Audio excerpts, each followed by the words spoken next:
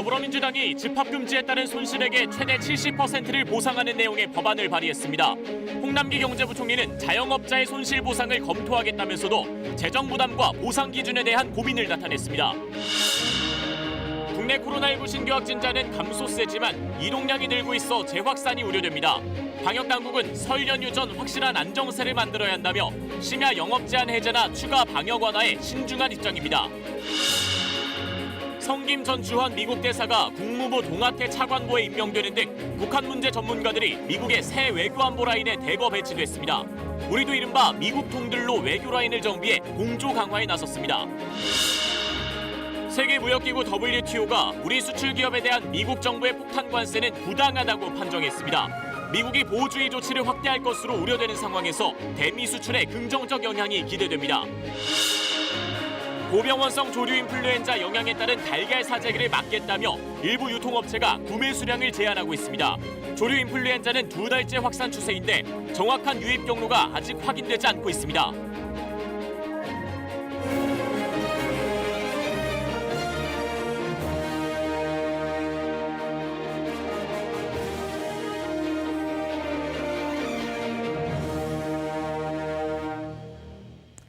여러분 안녕하십니까? 코로나19로 경제적 피해를 본 사람들에게 국가가 보상을 하는 손실보상제 논의가 뜨겁습니다.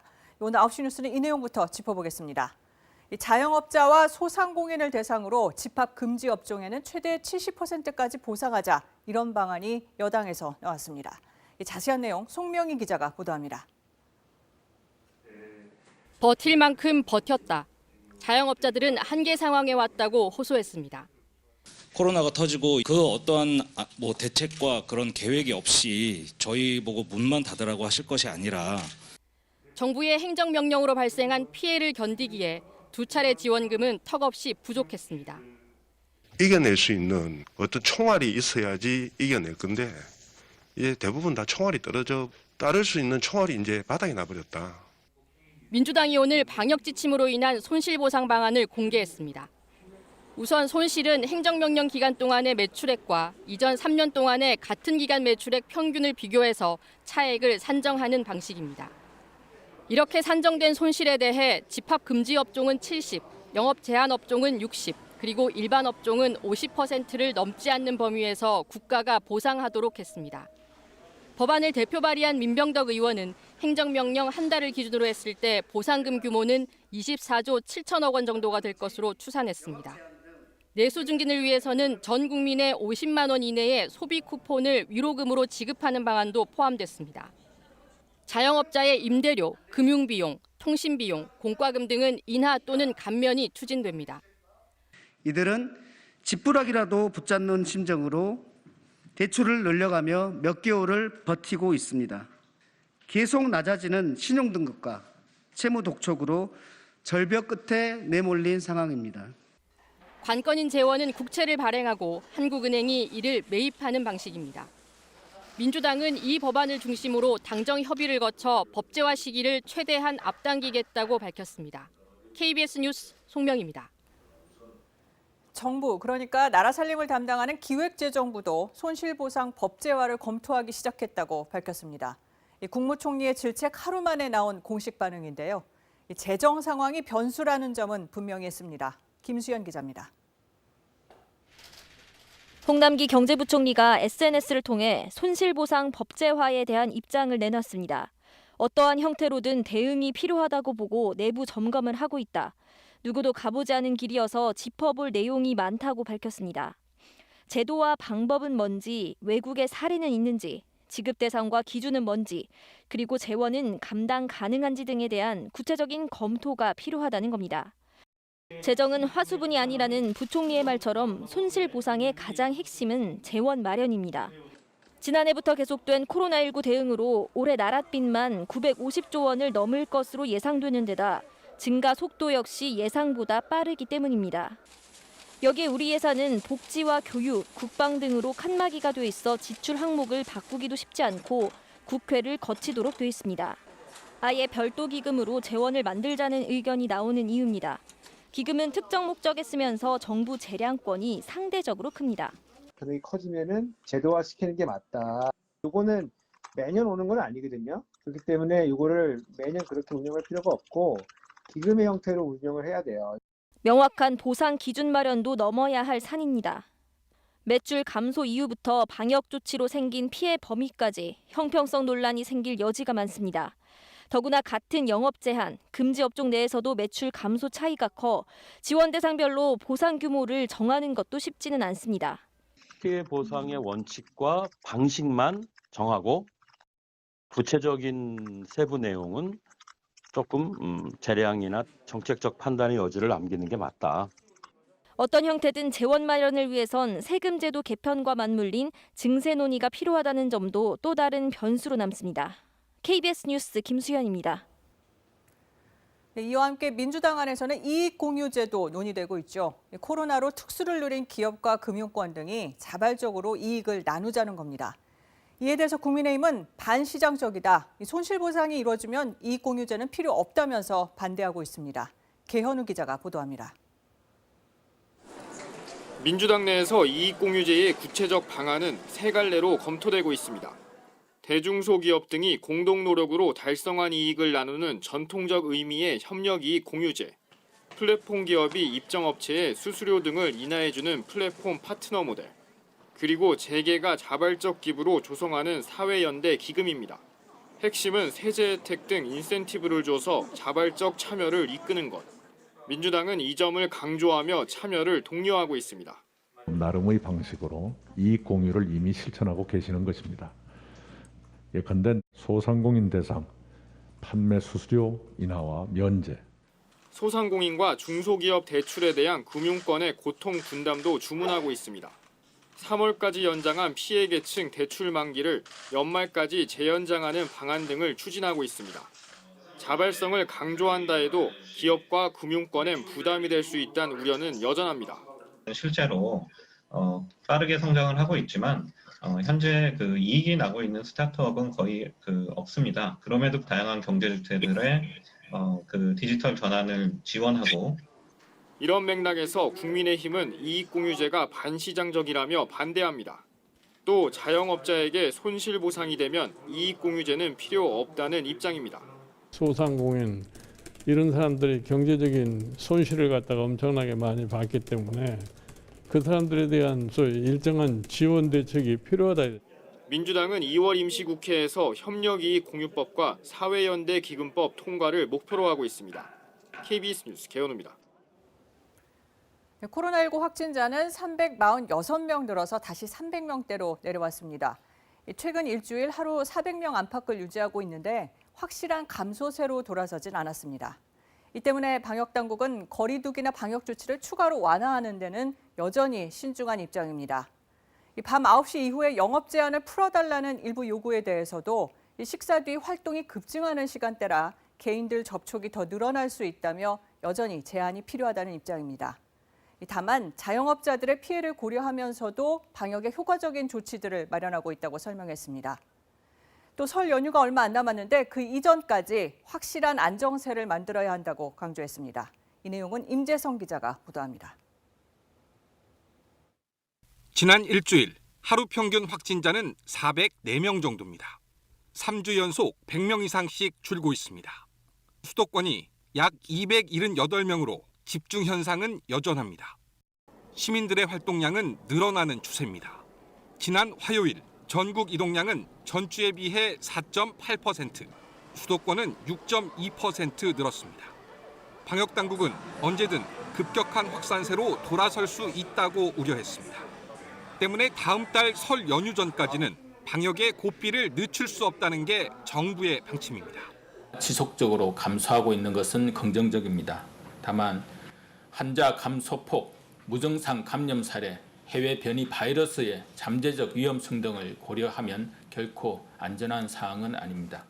현재 하루 400명 안팎의 확진자 발생은 지난 2차 유행 절정기와 비슷한 수준으로 적지 않은 규모입니다. 특히 이번 3차 유행은 1, 2차 유행에 비해 확산 규모가 크고 기간도 훨씬 긴 게 특징입니다. 안정화까지는 시간이 더 필요하다는 얘기입니다. 여기에 바이러스 확산이 쉬운 겨울철, 남아프리카 공화국 등 외국 변이 바이러스 유입도 쉽게 볼 수 없는 위험 요인입니다. 정치권 등 일각에서 제기된 밤 9시 이후 영업 제한 완화 주장에도 부정적인 입장입니다. 5인 이상 모임 금지와 함께 방역 효과가 높다는 평가 때문입니다. 평범한 일상을 양보한 채 인내하면서 방역에 동참해주고 계신 국민들을 혼란스럽게 하는 언행은 결코 바람직하지 않습니다. 다음 달부터 백신 접종이 시작될 예정인 가운데 백신의 유통과 관리를 맡을 기관으로 SK 바이오사이언스가 선정됐습니다. 백신 종류별로 저온 유통 체계를 구축해 운송 과정을 실시간으로 모니터링하게 됩니다. KBS 뉴스 임재성입니다. 네, 서울시가 감염병 전담 요양병원을 지정하려고 하는데 이 과정에서 해당 병원 환자와 의료진의 반발이 이어지고 있습니다. 요양병원의 특성상 시설이나 인력이 코로나 같은 감염병 환자를 치료하기에 적절하지 않다는 겁니다. 왜 논란인지 석혜원 기자가 취재했습니다. 재활치료를 전문으로 하는 한 요양병원입니다. 서울시가 감염병 전담 요양병원으로 지정한 3곳 중 한 곳입니다. 이 병원은 서울시로부터 통보도 받지 못했다며 철회를 요구했습니다. 병원 여건상 코로나19 감염 환자를 치료하기 어렵다는 겁니다. 기저질환이 많으신 대부분의 요양병원의 환자들 같은 경우는 갑자기 악화되는 경우가 매우 많기 때문에 악화되면 중환자 전담병원으로 옮긴다고 하지만 이 갑자기 옮긴다는 게 이게 말처럼 쉬운 것은 아니거든요. 현재 이 병원에 입원 중인 환자의 가족들은 다른 곳으로 옮기긴 무리라며 국민청원도 올렸습니다. 이곳은 간호사 80명을 포함해 240여 명의 직원이 근무하고 있습니다. 전담 요양병원으로 지정될 경우 간호 인력 95%가 그만두겠다는 의사를 밝혔습니다. 기존에 전혀 해보지 않은 일인데다가 요양보호사도 대부분 60대 이상의 고령이기 때문입니다. 평상시에 감염병이 발견이 되면 무조건 전원을 가요. 전원을 가는 시스템에서 일을 하던 사람이 어느 날 갑자기 감염병을 보라고 하니까 아무런 준비가 안 돼 있는 거죠. 이 병원 외에 또 다른 요양병원 한 곳도 같은 이유로 반발했습니다. 서울시는 반발이 잇따르자 긴급 회의를 열어 한 곳으로부터 지정에 응하겠다는 약속을 받아냈습니다. 대신 인력과 재정 등을 지원해주기로 했습니다. 감염병 전담 요양병원은 코로나 증상이 무증상이나 경증, 아주 약한 증상을 가지신 분들이 돌봄 서비스도 제대로 받으면서 코로나 진료를 받는 곳으로 운영을 하기 위해서 저희들이 지정을 하고자 합니다. 코로나19에서 완치된 요양병원 환자도 다시 돌아갈 곳을 찾기 힘듭니다. 이 때문에 기존 감염병 전담병원 부담이 늘자 서울시는 대형 요양병원에 완치 환자 병상을 의무적으로 확보하도록 뒤늦게 행정명령을 내렸습니다. KBS 뉴스 석혜원입니다. 네, 중국은 상하이에서 2달 만에 지역사회 확진자가 나오는 등 곳곳에서 코로나 확산세가 심상치 않습니다. 이 문제는 곧 중국 최대 명절 춘절이 다가오면서 대규모 이동이 불가피하다는 건데 귀성을 줄이기 위해서 고강도 대책이 잇따르고 있습니다. 베이징에서 이랑 특파원이 전해왔습니다. 최근 중국 이곳저곳에 내붙은 현수막입니다. 고향 가는 건 모험이고 지갑은 얇아질 것이다. 친척도 고향에 못 오고 내년 설도 있다. 하나같이 이번 설 연휴에는 고향에 가지 말라고 권장하는 내용입니다. 중국 당국이 최대 명절인 춘절을 앞두고 초강력 방역안을 발표하면서부터 급격히 늘었습니다. 먼저 다른 성으로 귀성하는 사람들은 내려가기 7일 이내에 핵상 검사를 하고 음성 결과를 받아야 합니다. 고향에 머무는 동안 14일간은 집에서 건강 상태를 확인해야 하고 고향에 도착해 7일째와 14일째 2차례나 더 핵상 검사를 받아야 합니다. 要求返乡人员持核酸检测阴性证明，能够有效降低疫情传入农村的风险，保障大家度过一个健康平安的春节。 코로나19 중고 위험 지역에서 고향으로 온 경우엔 아예 14일 격리가 의무화된 지역도 상당수입니다. 당장 오는 28일부터 3월 8일까지 적용됩니다. 那样的等待时间，所以说呢，基本上我确定就是今年过年呢就不回家了，然后呢，在这个工作的地方过年。 핵상 검사와 격리가 채찍이라면 현 거주지에 머물도록 하는 당근도 계속 내놓고 있습니다. 항저우, 수저우 등처럼 현금 봉투를 직접 주는 곳이 있는가 하면 상하이는 통신비 보조금 등을 주기로 했습니다. 최근에는 한 기업이 거주지에 머무는 직원들에게 호텔 객실 숙박권을 선물하겠다는 방안도 내놓았습니다. 연 인원 30억 명이 이동하는 중국 최대 명절 기간이 코로나19 재확산의 기폭제가 되는 것을 막겠다는 중국 당국의 의지는 분명해 보입니다. 베이징에서 KBS 뉴스 이랑입니다. 네, 우리도 이동량이 늘어나는 설 명절을 앞두고 있습니다. 백신 도입 일정이 예정보다 당겨지면서 설 전에 국내에서도 백신 접종이 시작될 것으로 보입니다. 미국 제약사인 화이자의 백신으로 예상되는데 이렇게 현재 백신을 개발해서 유통에 속도를 내고 있는 나라는 미국을 비롯해 독일과 영국, 중국, 또 러시아, 인도, 캐나다 등입니다. 세계보건기구에 따르면 전 세계에서 개발 중인 백신 모두 237개입니다. 이 가운데 64개가 임상시험을 진행 중인데 이 마지막 단계인 3상까지 진행된 백신은 15개입니다. 그렇다면 한국의 백신 개발은 어디까지 와 있을까요? 오승목, 김민경 기자가 차례로 짚어드립니다. 예정대로라면 내년에는 우리 백신으로 접종할 수 있을 것입니다.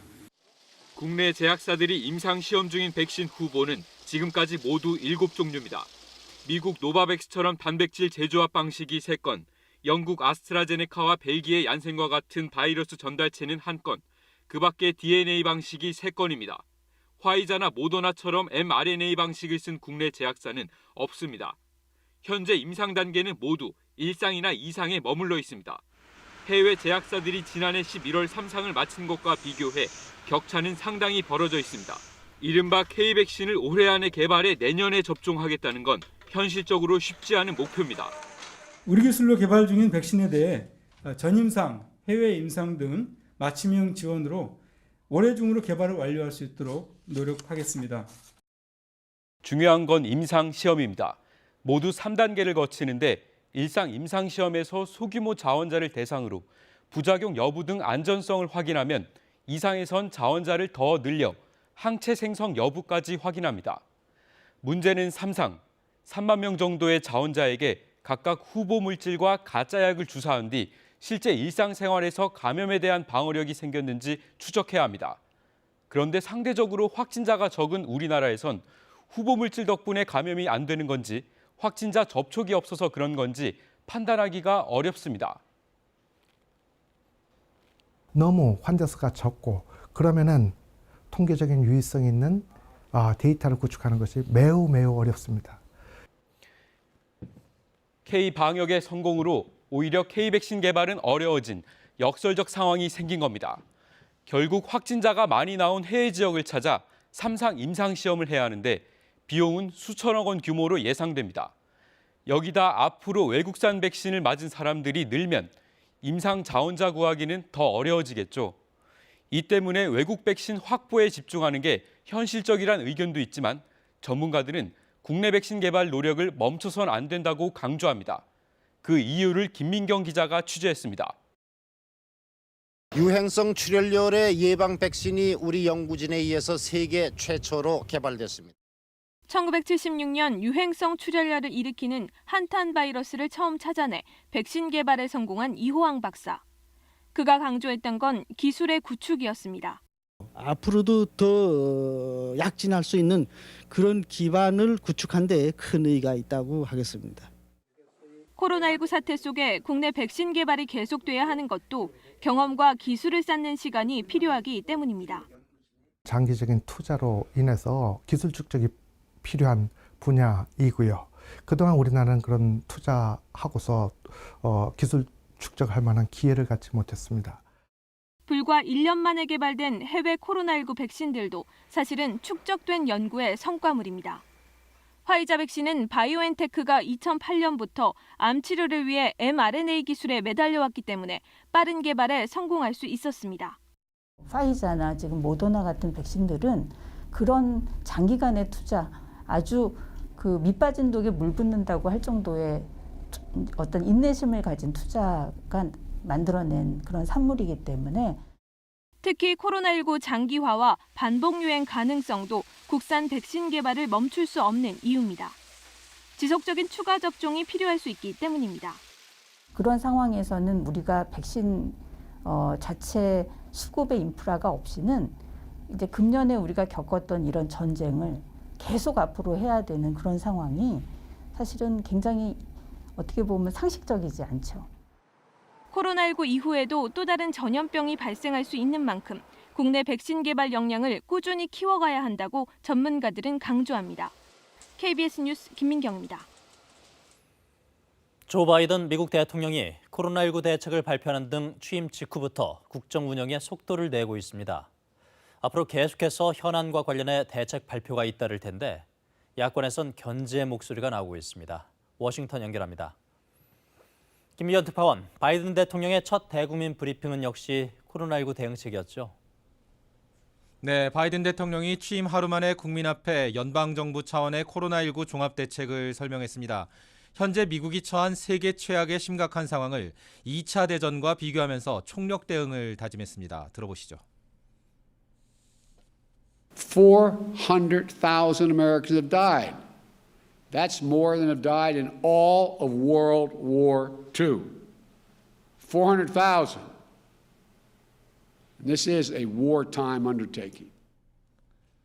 전임 트럼프 행정부의 코로나19 대응 정책, 특히 백신 배포 전략은 고쳐 쓸 것조차 없다며 백신 접종 계획을 다시 마련하기로 했습니다. 바이든 대통령은 4월까지 100일 동안 마스크 의무 착용에 동참해달라며 모든 국민이 마스크를 쓰며 최소 5만 명의 사망자를 줄일 수 있다고 호소했습니다. 통합대책에는 또 코로나19 보호장비 생산을 확대하고 미국 입국자에 대한 사전 검사와 자가격리 방안 등이 포함됐습니다. 바이든 대통령은 앞으로 기후변화와 경제 등 미국 안팎의 여러 현안에 대한 대책을 잇따라 내놓으면서 즉각 실행에 들어간다는 계획입니다. 그런데 새 정부는 앞으로 인사와 예산 분야 등에서 야당의 협조가 필요한 상황인데 공화당의 반응이 만만치는 않나 봐요. 야당인 공화당은 조속한 내각 인선에는 협조하겠지만 새 정부 정책은 사안별로 꼼꼼하게 따져보겠다는 태도를 보이고 있습니다. 상원은 바이든 대통령 취임 당일 에이브릴 헤인즈 국가정보국장을 인준했습니다. 국방장관과 국무장관 등에 대한 동의 절차도 비교적 순조롭습니다. 민주공화 양당 모두 외교안보 라인 공백은 최소화하자는 데 공감하는 것으로 풀이됩니다. 공화당은 반면 바이든 정부가 내놓은 세계보건기구 탈퇴 방침 철회와 이민 정책의 획기적 변화 등에는 반대 입장을 분명히 하고 있습니다. 케빈 메카시 공화당 하원 원내대표 발언 들어보시겠습니다. The new administration was more interested in helping illegal immigrants than helping our own citizens. 지난 대선과 함께 치러졌던 의회 선거 결과로 미국 하원은 현재 민주당이 장악한 상황입니다. 그래도 원활한 의회 운영을 위해선 야당인 공화당의 협조가 필수입니다. 이와 관련해 바이든 대통령은 현지 시간 22일 여야 지도부를 백악관으로 초청해 국정 운영에 대한 초당적 협력을 당부할 예정입니다. 지금까지 워싱턴에서 전해드렸습니다. 바이든 행정부 외교팀도 진용을 갖춰가고 있습니다. 이 중에는 대북 협상에 여러 차례 관여해 익숙한 이름도 등장하는데요. 때맞춰 재정비된 우리 외교안보 라인이 우리의 대북 정책을 얼마나 설득력 있게 전할 수 있는지 여부가 향후 대북 공조의 성패를 좌우할 것으로 보입니다. 강푸른 기자입니다. 2018년 6월 싱가포르에서 최선희 북한 외무성 부상의 실무 협상 상대였던 성김 전 주한미국 대사. I think it's a very good statement. Two sides are committed to working intensively. 오랜 대북 협상 경력의 김 전 대사가 바이든 행정부에서 국무부 동아태 차관보를 맡습니다. 한국, 중국, 일본을 담당하며 북핵 문제에도 깊게 관여하는 자리입니다. 국무부 장관과 부장관, 아시아 정책 총괄인 국가안보회의 인도태평양 조정관 지명자까지. 바이든의 외교안보 라인에는 북한 문제에 오래 관여해온 이사들이 대거 포진했습니다. But that starts with consulting closely with our allies and partners, particularly with South Korea and with Japan and others, and reviewing all of the bidding. 때맞춰 우리도 외교 라인을 재정비한 상태. 북미를 오가며 싱가포르 북미 정상회담을 성사시킨 주역을 외교부 장관에 앉히고 국가안보실에 미국통을 적극 배치했습니다. 바이든 정부 외교안보 라인이 대북 협상 실패 경험을 갖고 있어 북한에 대한 부정적 인식이 만만치 않은 상황에서 우리의 대북 정책을 설득력 있게 전할 수 있느냐가 관건입니다. 평화 체제로 가는 그 문제, 그리고 이제 비핵화로 가는 단계적 수순, 그 교환 모델을 만들어서 지금 바이든 행정부를 설득해서 이제 새로운 궤도로 이걸 올려서 특히 미국의 대북 정책을 정리할 앞으로 6개월 정도가 남북미 관계에서 가장 중요한 시기입니다. KBS 뉴스 강푸른입니다. 강창일 신임 주일 대사가 오늘 일본에 부임했습니다. 강 대사는 한일 간 토론할 건 토론하고 협력할 건 협력하자며 사안별 대응을 제안했는데요. 일본이 항소는 없다고 밝힌 법원의 위안부 피해자 배상 판결에 따른 후속 조치가 첫 시험대가 될 전망입니다. 도쿄 박원기 특파원입니다. 강창일 주일 대사는 오늘 일본에 도착해 한일 관계를 정상화하기 위해선 사안에 따라 다르게 대응할 필요가 있다고 말했습니다. 이제는 사안별로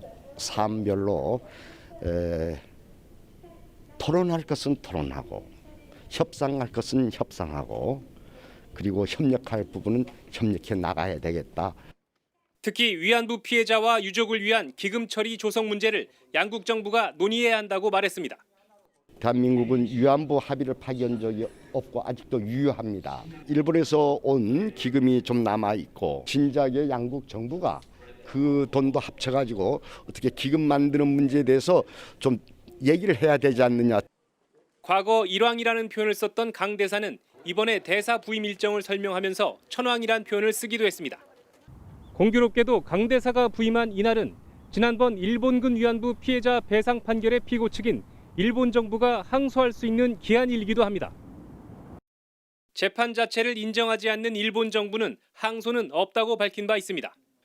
確定23日の午前0時ということでありまして、まだ仮定の話になりますが、いずれにしても控訴する 위안부 피해자 등에게 1억 원씩 지급하라는 1심 판결은 내일 0시가 되면 확정됩니다. 이번 판결 확정과 관련해 모태기 일본 외무상은 내일 담화를 발표할 것으로 전해졌습니다. 도쿄에서 KBS 뉴스 박원기입니다. 며칠 전 검찰 세월호 특별수사단이 세월호 참사와 관련된 의혹 대부분을 혐의 없음으로 결론 내렸습니다. 이에 대해 유족들이 수사 결과를 받아들일 수 없다면서 문재인 대통령은 진실을 끝까지 밝히겠다고 한 약속을 지켜달라고 호소했습니다. 이 유족들 기자회견 이수민 기자가 다녀왔습니다. 세월호 유족들이 야외 농성을 다시 시작한 지 79일째인 오늘, 유족들은 물론 뜻을 같이 하는 시민들까지 한자리에 모였습니다. 이들은 지난 19일 검찰 세월호 특별수사단이 수사 대상 17개 의혹 중 13개에 대해 혐의 없음으로 결론 내린 수사 결과를 인정할 수 없다며 강력 비판했습니다. 브리핑 내용을 봐도 화가 나고 피가 거꾸로 솟는 듯 했습니다. 그 답변을 듣기 위해 1년이 넘는 시간을 하루도 빠지지 않고 청와대를 올라온 것이 아닙니다. 유족들은 제대로 된 진상조사와 책임자 처벌을 약속했던 문재인 대통령이 직접 나서야 한다고 강조했습니다.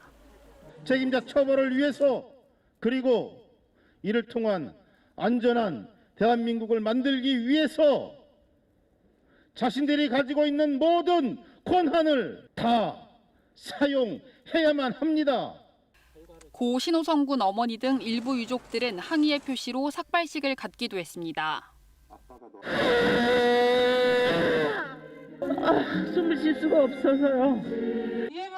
유족들과 함께한 시민들도 대통령의 결단을 촉구했습니다.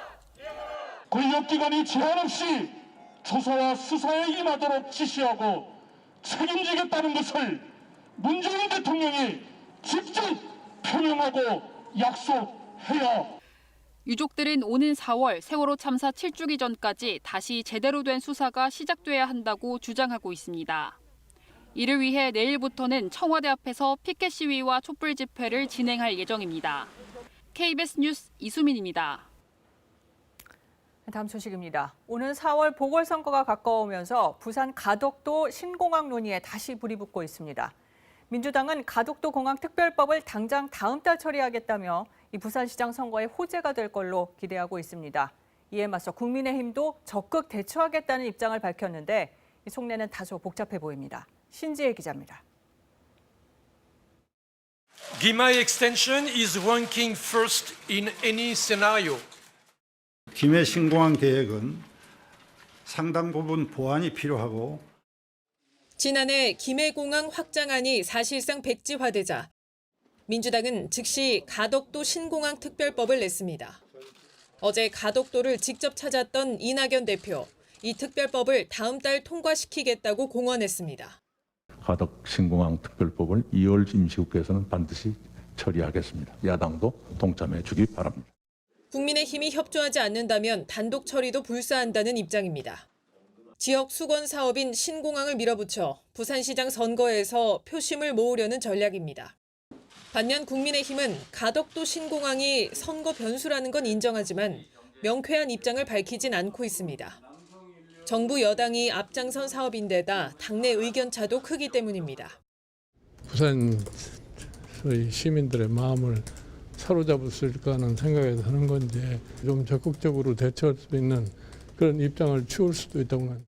지난해 주호영 원내대표는 김해공항 확장안 번복 과정을 감사해야 한다고 비판했지만 당시 부산 경남 의원들은 민주당보다도 먼저 가덕도 신공항 특별법을 발의하며 독자 행동을 한 바 있습니다. 당내 갈등으로 이거를 좀 너무 왜곡해서는 안 된다고 생각합니다. 부산시장 선거 일부 후보들은 지도부가 부산 선거를 찬밥 취급한다며 반발하는 상황. 가덕도 공항을 반대하는 대구 경북 의원들은 맞불 성격으로 밀양 신공항 특별법 발의를 준비하는 등 엇박자가 계속되고 있습니다. KBS 뉴스 신재입니다. 트럼프 행정부 내내 미국은 힘을 앞세운 보호무역 기조를 이어갔는데요. 공교롭게도 바이든 대통령 취임 직후 WTO가 한미 간 관세 분쟁에서 미국의 일방적인 관세 폭탄에 제동을 거는 판정을 내놨습니다. 예상을 깨고 한국이 승소하면서 국내 기업의 미국 수출에 긍정적인 영향이 기대됩니다. 김유대 기자가 보도합니다. 우리나라의 대미 철강 수출량은 세계 3위. 하지만 오바마 행정부 말부터 견제에 시달려야만 했습니다. 수출 기업이 미국 정부가 요구하는 자료를 내지 못하면 미국에 유리하게 높은 관세를 매기는 이른바 AFA 조항으로 압박을 시작한 겁니다. 미국 정부의 무리한 자료 요구가 이어졌고 결국 최고 60%의 폭탄 관세가 부과되면서 한국산 철강 제품 등이 큰 타격을 입었습니다. 한국 정부는 이 조치가 부당하다며 2018년 WTO에 제소했고 3년간 2만 5천 장의 자료를 제출하는 분쟁 끝에 승소 판정을 받아냈습니다. 미국 정부가 AFA 조항을 남용해 자의적으로 고율의 관세를 매기던 행태에 제동이 걸린 셈입니다. 다른 대미 수출 품목에 대해서도 향후 미국이 불합리하게 우리 기업의 불리한 정보를 활용하여 수입 규제를 하는 것을 방지할 수 있는 효과도 있다고 생각합니다. 후쿠시마산 수산물 수입 금지를 두고 일본과의 WTO 분쟁에서 이긴 정부 대응팀이 이번에도 승소를 이끌었습니다. 상당히 큰 성과라고 보여지고요. 향후에 바이든 행정부가 보호주의 조치를 다양한 산업 부분으로 확대될 거 우려가 되는 상황에서 이번 판정이 상당히 큰 긍정적인 효과를 우리 산업계에 줄 것으로. 다만 전임 트럼프 행정부가 신규 위원 선출을 방해하면서 WTO 상소기구는 현재 판정 기능을 잃은 상태입니다. 만약 신임 바이든 행정부가 이번 1심 결과에 불복해 상소할 경우 분쟁이 기약 없이 이어질 여지도 남아 있습니다. KBS 뉴스 김유대입니다. 최근 달걀 사보셨습니까? 값도 비싸졌고 또 많이 사기도 쉽지 않은데요. 급기야 1인당 계란 구입량을 제한하는 대형 마트와 편의점도 생겨나고 있습니다. 먼저 우정화 기자입니다. 한 사람의 한 판씩 달걀 구매를 제한하는 안내문이 붙었습니다. 안 그래도 달걀값이 올라 부담스러운데 갑작스러운 조치에 소비자들은 당황스럽습니다. 저희는 이제 구정 때 2판은 필요한데 오늘은 또 한 판만 사라고 그러니까 또 내일 또 와야 될지.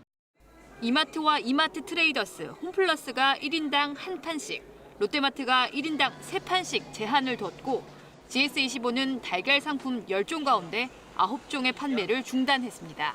업체들은 혹시 모를 사재기를 막기 위해 미리 조치한 것이라는 입장입니다. 현재 계란 공급이 크게 부족한 정도는 아니지만 사재기가 일어나지 않고 보다 많은 고객에게 혜택이 돌아가도록 판매를 제한하고 있습니다. 하지만 수급 불안 우려는 여전합니다. 특란 10개 기준 소비자 가격이 평균 2,100원대로 평년 대비 20% 넘게 오른 데다 상승폭도 점점 커지고 있습니다. 특히 달걀을 생산하는 산란계 농장에 병아리를 공급하는 종계 수급이 문제입니다. 조류 인플루엔자가 퍼지면서 전국의 종계 60만 마리 가운데 9만 마리 정도가 처분돼 달걀 생산에까지 영향을 미치고 있는 겁니다. 정부가 4년 만에 관세를 없애는 방식으로 달걀 수입을 결정했지만 설 명절을 앞두고 가격 불안이 계속될 가능성은 여전합니다. KBS 뉴스 우정합니다. 보셨듯이 계란 가격과 수급이 불안정해진 원인은 고병원성 조류 인플루엔자가 계속 확산하고 있기 때문입니다. 특히 충북 지역의 피해가 가장 큰데요. 처음 유입된 지 2달 가까이 지났지만 아직도 경로가 밝혀지지 않아 확산 차단에 어려움을 겪고 있습니다. 송근섭 기자가 취재했습니다. 충북에서 두 번째로 규모가 큰 음성의 한 산란계 농장입니다. 방역당국은 지난 20일 여기서 기르는 닭이 고병원성 AI 확진 판정을 받자 이 농장 한 군데에서만 닭 40만 마리를 처분했습니다. 지난달 7일 이후 충북은 음성군에서만 농장 5곳에서 고병원성 AI가 확인됐습니다. 반경 3km 안까지 농장 26곳의 닭과 오리, 메추리 등 238만여 마리가 처분됐습니다.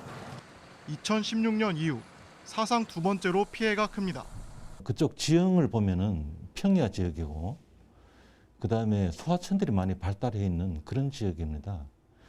그래서 야생 조류가 서식하기 좋고. 국내 AI 피해는 2014년부터 2017년 6월까지 해마다 증가 추세를 보였습니다. 평창 동계올림픽을 넉 달여 앞두고 사육 중단 등 방역을 강화하면서 22건까지 급감했습니다. 최근 2년 8개월 동안은 한 건도 확인되지 않았습니다. 하지만 지난해 11월 27일 전북 정읍을 시작으로 불과 50여일 만에 전국 68개 농장으로 급격히 확산했습니다.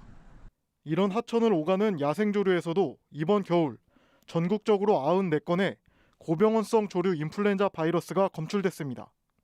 전문가들은 철새 등 야생조류가 해외에서 바이러스를 옮긴 것으로 보고 있습니다. 그러나 정확한 유입 경로가 확인되지 않아 예방에 어려움을 겪고 있습니다. 일반적으로 농장 근처에 있는 논이나 밭이나 이런 데서 먹이 활동을 야생 철새들이 하니까 항상 오염이 돼 있다고 생각을 하셔야 돼요. AI 확산 2달, 전국 가금류 농장 340여 군데에서 가금류 1,900만여 마리가 처분됐습니다. KBS 뉴스 송근섭입니다. 네, 마블 시리즈, 스타워즈, 또 겨울왕국 같은 애니메이션까지 미국 최대 콘텐츠 제작사 월트 디즈니사가 소유한 작품들입니다. 이 콘텐츠 강자 디즈니가 한국의 온라인 동영상 서비스 OTT 시장에 본격 진출한다고 선언했죠. 이 코로나로 이른바 집콕하는 사람들이 늘면서 국내 OTT 시장 성장세도 더욱 가팔라지고 있는데요. 이 넷플릭스는 지난 2018년 90만 명이던 유료 가입자가 지난해 330만 명으로 급증했고 2019년 출범한 토종 OTT 웨이브 역시 유료 가입자가 200만 명을 넘어섰습니다. 여기에 디즈니가 가세하면서 국내 시장은 점차 글로벌 OTT의 격전지가 돼가고 있습니다. 디즈니에 이어 HBO 맥스, 애플 TV 등도 속속 한국 시장에 도전장을 내밀고 있습니다. 이런 OTT 공룡들의 치열한 각축전 속에서 웨이브를 비롯한 토종 OTT들도 고군분투 중입니다. 하지만 규모에서 밀리고 또 콘텐츠 확보도 제각각이어서 글로벌 OTT를 상대하기엔 역부족인 상황입니다. 먼저 국내 OTT 시장 현황을 오규정 기자가 살펴봤습니다.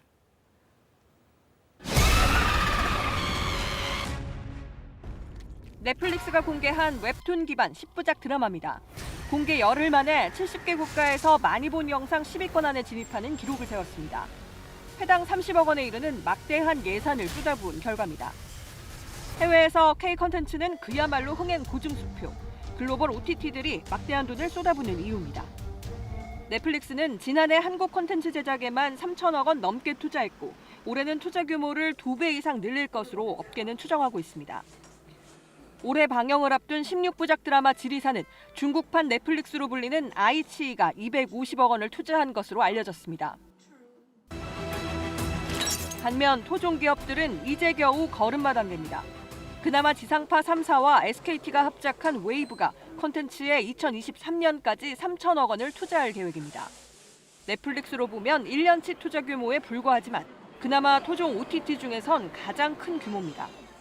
결국은 자기만의 콘텐츠를 얼마나 확보하고 있는가 이런 것들이 이제 중요하고요. 지상파 콘텐츠뿐만 아니라 해외 시리즈라든지 월정액 영화를 다 포함하고 있다든지 기타 OTT들 대비해서 경쟁력을 좀 강화하려고 노력하고 있는 상황입니다. 쿠팡, 신세계, 카카오 등 다른 업종까지 콘텐츠 유통 산업에 뛰어들었지만 아직은 한계가 뚜렷합니다. 글로벌 기업의 틈에서 남은 국내 시장을 놓고 각축전을 벌이고 있기 때문입니다. 경쟁력이 있는 컨텐츠들도 좀 이렇게 소비를 해야 되고 또 공동 제작도 해야 하고 또 이렇게 좀 진출을 하기 위한 다양한 노력을 해야 되는데 아직까지는 그러한 시도가 좀 보이지 않는 것 같아서 아쉬움은 있습니다. 글로벌 OTT들이 빠르게 시장을 잠식해가는 사이 토종업체들은 골목 상권 경쟁에서 벗어나지 못하고 있습니다. KBS 뉴스 오규정입니다. 네, 현재 국내 OTT 시장의 절대 강자는 역시 글로벌 업체 넷플릭스입니다. 시장 점유율이 40%에 이르는데 이런 초고속 성장을 이룬 데는 국내 이동통신사들의 영업 전략도 한몫을 했습니다. 이러다 국내 콘텐츠 산업이 글로벌 OTT의 제작 하청 기지로 전락할 수 있다는 우려도 나옵니다. 계속해서 최건일 기자입니다. 최근 OTT 인기가 높아지면서 가입자가 크게 늘고 있습니다. 넷플릭스는 그쪽 외국 드라마를 많이 보고 왓챠 같은 경우에는 한국 영화나 드라마, 예능이 많이 나와 있기 때문에 그 이제 두 개를 다 보면서 2년 만에 3배 넘는 유료 가입자를 확보한 넷플릭스. 특히 국내 이통사와의 제휴가 외연 확장의 발판이 됐습니다. 모바일과 PC로만 보던 넷플릭스를 손쉽게 TV로 볼 수 있게 된 건 2018년 LG U+와의 제휴가 결정적 역할을 했습니다. 지난해 8월에는 730만 IPTV 가입자를 보유한 국가기관통신사 KT마저 넷플릭스 서비스 제공을 시작했습니다. 영상을 유통하는 거이기 때문에 안정적인 네트워크 지원이 되게 중요하게 되는 거고 어떻게 보면 기본 중에 기본인데 이제 그런 부분들을 좀 해소해 준 게 있죠. 막대한 제작비 투자와 해외 유통망 확보 측면에선 긍정적입니다. 그러나 글로벌 OTT의 영향력이 커지면서 국내 콘텐츠 생태계 종속 현상은 심화될 수 있다는 우려도 나옵니다. 드라마의 경우 회당 제작비가 수십억 원대로 치솟았고 그만큼 글로벌 OTT에 대한 의존도도 높아지고 있습니다. 큰 자본을 가지고 제공들을 해주기 때문에 시장 상황에서는 그쪽으로 몰릴 수밖에 없는 상황들이 되는 거죠. 투자를 하는 대신 저작권을 가져가는 방식의 계약 조건은 우리 콘텐츠 업계를 글로벌 OTT의 하청 제작 기지로 만들 수 있다는 지적도 나옵니다.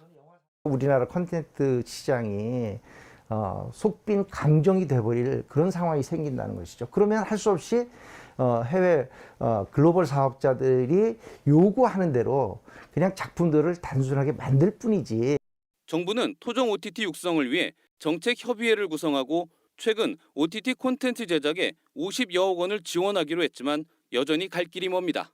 글로벌 OTT 공세 속에 국내 미디어 생태계의 균형 발전을 위한 효과적인 생존 전략이 필요한 시점입니다. KBS 뉴스 최건일입니다.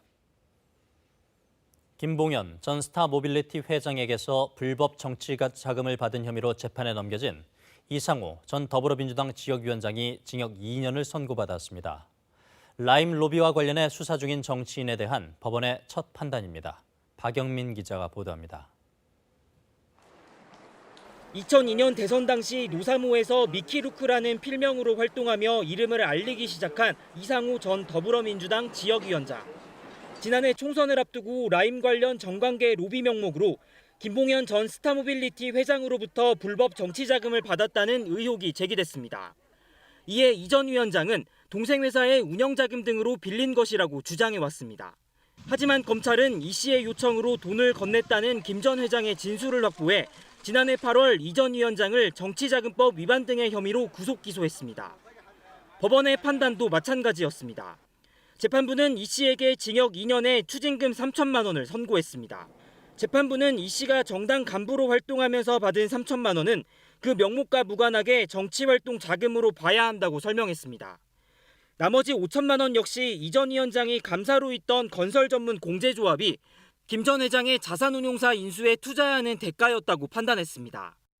김 전 회장이 이 전 위원장의 동생 회사에서 1,800만 원어치의 양말을 구매한 것도 부정청탁의 대가로 봤습니다. 재판부는 이름이 널리 알려진 대중정치인이 정치자금법 입법 취지를 훼손해 죄질이 가볍지 않다고 지적했습니다. 그러나 이 전 위원장 측은 재판에서 김 전 회장이 인간적인 관계로 돈을 빌려준 거라고 진술을 번복했는데도 유죄가 인정됐다며 즉각 항소했습니다. 한편 라인펀드 재판매와 관련한 청탁 대가로 2억여 원을 수수한 혐의를 받는 윤곽근 국민의힘 충북도당 위원장에 대한 첫 재판은 오는 27일 열릴 예정입니다. KBS 뉴스 박영민입니다. 유시민 노무현재단 이사장이 2019년 검찰이 재단 계좌를 들여다봤다며 사찰 의혹을 제기했습니다. 그러자 검찰은 사실이 아니라고 즉각 반박했었는데 1년여가 지난 오늘 유 이사장이 사찰 의혹은 사실이 아니었다며 공식 사과했습니다. 김민철 기자입니다. 유시민 노무현재단 이사장은 2019년 12월 유튜브 채널 알릴레오에서 검찰이 노무현재단과 자신을 사찰했다는 의혹을 제기했습니다. 어느 은행이라고 제가 말씀 안 드리고요. 그 은행의 노무현재단 계좌를 검찰이 들여다봤다는 사실을 확인했어요. 재단 계좌 일부에 금융거래 내역 통지 유예가 걸려있는 것으로 안다면서 검찰 요청에 따른 것이라고 주장했습니다. 수사기관이 계좌를 조회하면 금융기관이 당사자에게 통보하도록 법에 규정돼 있는데 수사기관 요청에 따라 최장 1년간 통보를 유예할 수 있습니다. 검찰은 의혹 제기 당일 사실 무근이라고 해명했지만 유 이사장은 이후에도 언론을 통해 사찰 의혹을 거듭 제기했습니다. 그러나 유 이사장은 의혹 제기 1년여 만인 오늘 의혹이 사실이 아니었다고 판단한다며 검찰의 모든 관계자에게 정중하게 사과드린다고 밝혔습니다.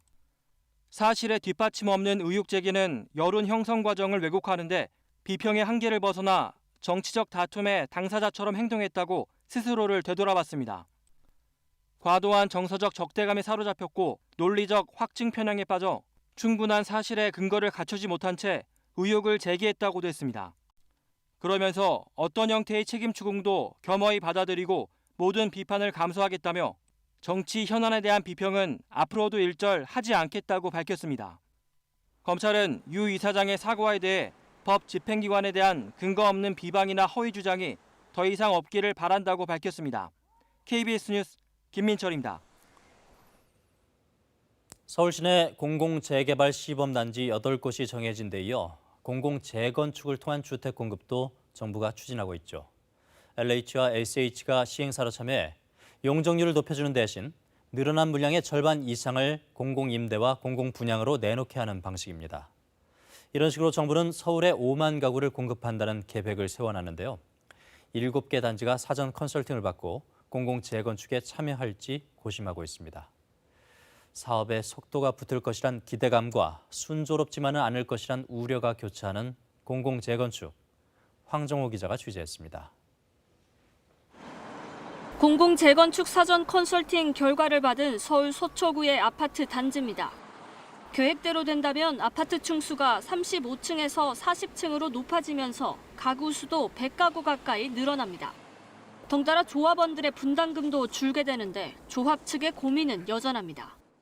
일부 긍정적인 면이 있습니다만 그 아쉬운 면이 좀 많은 것도 사실입니다. 40층으로 층수가 이제 제한이 되었고 공공아파트라는 이미지를 벗어날 수가 없습니다. 다른 아파트 단지에선 정부가 제시한 용적률로는 사업성 개선 효과가 크지 않다는 불만이 나옵니다. 민간 재건축 때보다 분담금이 오히려 늘어난다는 자체 계산이 나왔기 때문입니다. 분담금만 높아지지 특별하게 저희 소유주들한테는 혜택 가는 게 없어요. KBS가 사전 컨설팅 결과를 받은 서울 시내 단지 6곳에 문의한 결과 속내는 복잡했습니다. 용적률이 높아지면서 대체로 분담금이 낮아질 수 있다는 점에선 긍정적이었습니다. 하지만 임대나 공공분양 물량에 대한 부담, 그리고 시세 차익에 대한 불안감은 여전했습니다. 공공재개발과 달리 분양가 상한제 제외가 적용되지 않는다는 점도 고심거리입니다. 분양가 상한제를 피하게 해준다던가 아니면 초과이익 환수제를 완화해준다던가 좀 특단의 인센티브가 주어지지 않으면 조합원들의 관심을 끌기조차도 쉽지 않을 것으로 보입니다. 하지만 정부는 공공재건축에 대한 추가 규제 완화는 없다고 못을 박았습니다. 이 때문에 서울 공급 대책의 핵심은 재건축 방식보다는 역세권 고밀 개발 등에 초점이 맞춰질 것이란 전망이 나오고 있습니다. KBS 뉴스 황정호입니다.